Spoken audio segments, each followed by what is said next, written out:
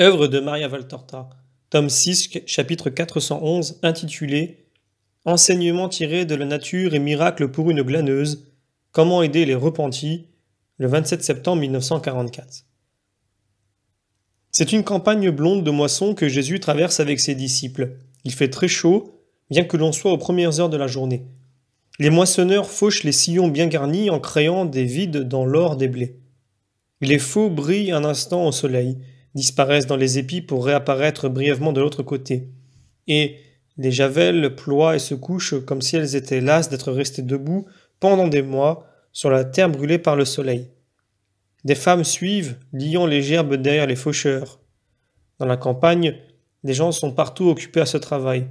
La récolte a été très bonne et les moissonneurs s'en réjouissent. Lorsque le groupe des apôtres passe sur le chemin et que les travailleurs en sont proches, plusieurs suspendent un instant leur besogne. Ils s'appuient à leur faux, essuient leur sueur et regardent, de même que les femmes qui lient les gerbes. Dans leurs vêtements clairs, la tête couverte d'un linge blanc, elles ressemblent à des fleurs qui émergent de la terre dépouillée des blés, coquelicots, bleuets et marguerites. Les hommes en tenue courte, soit beige, soit jaunâtre, attirent moins le regard. Ils n'ont de clair que le linge lié par une ficelle sur la tête et qui retombe sur le cou et les joues. Dans cette blancheur, les visages bronzés par le soleil paraissent encore plus noirs. Quand Jésus se rend compte qu'on l'observe, il passe en saluant. « Que la paix et la bénédiction de Dieu soient avec vous. » Et les autres répondent « Que la bénédiction de Dieu revienne sur toi, ou bien plus simplement, qu'elle soit aussi avec toi. » Certains, plus loquaces, intéressent Jésus aux moissons. « C'est une bonne année, regarde ces épis grenus, et comme ils sont serrés dans les sillons. On fatigue à les couper, mais c'est le pain. » Soyez-en reconnaissants au Seigneur, et vous savez que ce n'est pas en parole mais en acte que l'on doit montrer sa reconnaissance. Soyez miséricordieux avec cette récolte en pensant que le Tout-Puissant a été miséricordieux en donnant ses rosées et son soleil à vos champs pour que vous en retiriez beaucoup de grains. Rappelez-vous le précepte du Deutéronome. En récoltant les biens que Dieu vous offre, pensez à ceux qui n'ont rien et laissez-leur un peu des vôtres. C'est un saint mensonge que celui qui est un acte de charité envers votre prochain et que Dieu voit. Mieux vaut en laisser que de tout ramasser avec avidité. Dieu bénit les personnes généreuses. Il y a plus de bonheur à donner qu'à recevoir, parce que cela oblige Dieu, qui est juste, à récompenser plus largement celui qui a eu pitié. Jésus passe et répète ses conseils d'amour. La chaleur du soleil se fait plus pesante. Les moissonneurs cessent le travail. Ceux qui habitent dans les environs rentrent chez eux. Les autres se mettent à l'ombre des arbres et là se reposent, mangent, sommeillent. Jésus aussi s'abrite dans un bosquet très touffu à l'intérieur de la campagne et assis sur l'herbe après avoir prié et offert la nourriture frugale de pain, de fromage et d'olives, il distribue les parts et mange en parlant avec les disciples. Il y a de l'ombre, de la fraîcheur et un grand silence. Le silence des heures ensoleillées de l'été. Un silence qui invite à s'assoupir et en effet, la plupart somnolent après le repas. Mais pas Jésus. Il se repose, les épaules appuyées à un arbre, tout en s'intéressant à l'activité des insectes sur les fleurs. À un certain moment, il fit signe à Jean, à Judas et à l'un des plus âgés, qu'il appelle Barthélemy, et quand il les a autour de lui, il dit « Admirez donc quel travail ce petit insecte est en train de faire. Voyez, cela fait un certain temps que je le surveille. Il faut enlever à ce calice si petit le nectar qui en remplit le fond, et comme il ne peut y arriver, regardez, il allonge d'abord l'une de ses petites pattes, puis l'autre, la plonge dans le suc et s'en nourrit. Au bout d'un moment, il l'a vidée. Voyez quelle merveille est la providence de Dieu. N'ignorant pas que, sans certains organes, l'insecte créé pour être une chrysolite volante au-dessus de la verdure des prés n'aurait pu se nourrir, elle a muni ses pattes de ses poils minuscules. Vous les distinguez? Toi, Barthélemy? Non. Regarde. Je veux le prendre et te le montrer à contre-jour. Délicatement, il prend le scarabée qui semble d'or brun et le renverse sur sa main. Le scarabée fait le mort et tous les trois mirent ses petites pattes. Puis, il les bouge pour s'enfuir. Naturellement, il n'y arrive pas, mais Jésus l'aide et le remet à l'endroit. La bestiole avance sur la paume et va jusqu'au bout des doigts, se penche, ouvre ses ailes, mais elle est méfiante. Elle ne sait pas que je ne veux que le bien de tout être. Elle n'a que son petit instinct, parfait si on le compare à sa nature, suffisant pour tout ce dont elle a besoin, mais bien inférieur à la pensée humaine. C'est pourquoi l'insecte n'est pas responsable s'il fait de mauvaises actions, au contraire de l'homme. L'homme possède en lui-même une lumière de l'intelligence supérieure, et cela d'autant plus qu'il sera mieux instruit des choses de Dieu. Il sera donc responsable de ses actes. Dans ce cas, maître, dit Barthélemy, nous que tu instruis, nous avons une grande responsabilité. Bien sûr, et à l'avenir, elle le sera encore davantage quand le sacrifice sera accompli et que la rédemption sera venue, et avec elle la grâce qui est force et lumière. Et après elle viendra celui qui affermira votre volonté. Celui ensuite qui ne voudra pas sera très responsable. Alors, bien peu se sauveront. Pourquoi, Barthélemy? Parce que l'homme est si faible. Mais s'il combat sa faiblesse par sa confiance en moi, il devient fort. Croyez-vous que je ne comprends pas vos luttes et que je ne compatis pas à vos faiblesses?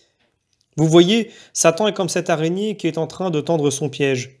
Cette petite branche à cette tige, il est si fin et si traître. Regardez comme resplendit ce fil. On dirait de l'argent d'un filigrane impalpable. Il sera invisible pendant la nuit, mais demain dès l'aube, il sera couvert de joyaux splendides, et les mouches imprudentes qui tombent de nuit à la recherche de nourriture plus ou moins propre tomberont dedans, tout comme les légers papillons attirés par ceux qui brillent. Les autres apôtres se sont approchés et écoutent cet enseignement tiré du règne végétal et du règne animal. Eh bien, mon amour fait à l'égard de Satan ce que fait maintenant ma main. Il détruit la toile. Regardez comment l'araignée fuit et se cache. Elle a peur du plus fort. Satan aussi en a peur. Or, le plus fort, c'est l'amour. Ne vaudrait-il pas mieux détruire l'araignée? Dit Pierre, dont les conclusions sont très pratiques. Si, mais cette araignée fait son devoir. Il est vrai qu'elle tue les pauvres petits papillons si beaux, mais elle extermine aussi un grand nombre de mouches sales qui transportent des germes d'infection et de contamination des malades aux personnes en bonne santé, des morts aux vivants. Mais dans notre cas, que fait l'araignée? Que fait-elle, Simon? Il est lui aussi âgé et c'est lui qui se plaignait des rhumatismes. Elle agit comme la bonne volonté en vous. Elle détruit les tiédeurs, les apathies, les vaines présomptions. Elle vous oblige à rester vigilant. Qu'est-ce qui vous rend digne de récompense? La lutte et la victoire. Pouvez-vous vaincre sans combattre? La présence de Satan oblige à une vigilance continuelle. L'amour, ensuite, qui vous aime, fait que cette présence n'est pas forcément nocive. Si vous restez auprès de l'amour, Satan aura beau vous tenter. Il devient incapable de vraiment vous nuire. Toujours? Toujours, dans les grandes et les petites occasions. Prenons comme exemple une petite ruse. Il te recommande inutilement de prendre soin de ta santé. C'est un conseil subtil pour chercher à t'enlever à moi. L'amour te tient étroitement, Simon, et tes douleurs perdent leur importance même à tes yeux. Oh Seigneur, tu sais cela? Oui, mais ne t'accable pas. Allons, allons. L'amour te donnera tant de courage qu'il est maintenant le premier à sourire de ton humanité qui tremble à cause de ses rhumatismes. Jésus rit de la confusion du disciple et il le serre contre lui pour le consoler. Même en riant, il est plein de dignité. Les autres rient eux aussi. Qui vient aider cette pauvre femme? Dit Jésus en montrant une petite vieille qui, bravant la canicule, glane dans les sillons fauchés. Moi, dit Jean, et avec lui Thomas et Jacques. Mais Pierre tire Jean par la manche et l'entraîne un peu de côté. Demande au maître ce qui le rend tellement heureux. Je lui ai posé la question, mais il m'a seulement répondu « Mon bonheur est de voir une âme rechercher la lumière. » Mais si c'est toi qui l'interroges, à toi il dit tout. Jean est pris entre la retenue et le désir de savoir et de satisfaire Pierre. Il rejoint lentement Jésus qui est déjà dans le champ en train de glaner. À la vue de tous ces jeunes, la petite vieille fait un geste de désolation et se fatigue à s'activer.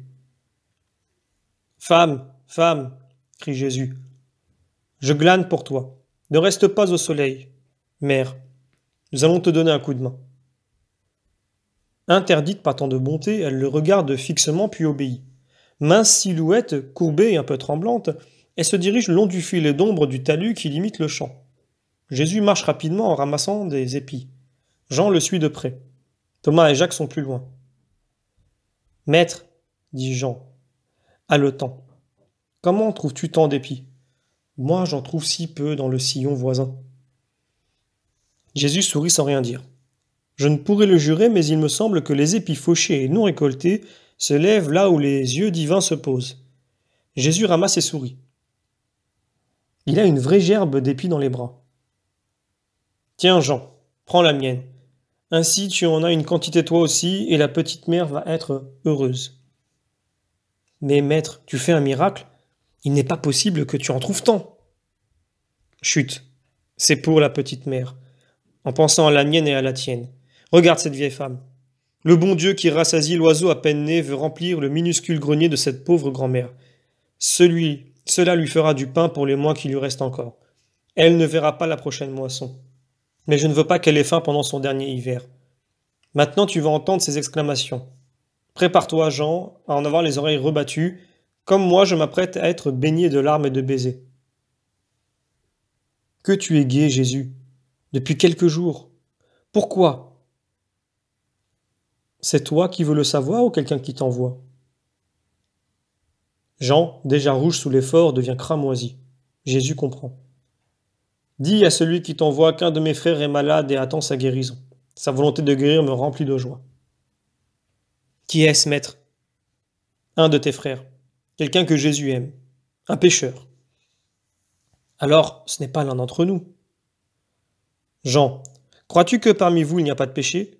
Crois-tu que vous seul me donnez de la joie? Non, maître, je sais que nous aussi nous sommes pécheurs et que tu veux sauver tous les hommes. Et alors? Je t'ai dit, ne cherche pas à savoir, quand il s'agissait de découvrir le mal. Je te le répète maintenant, qu'il s'agit d'une aurore de bien. Paix à toi, mère. Voici nos épis. Mes compagnons vont apporter les leurs. Que Dieu te bénisse, mon fils. Comment donc en as-tu trouvé autant?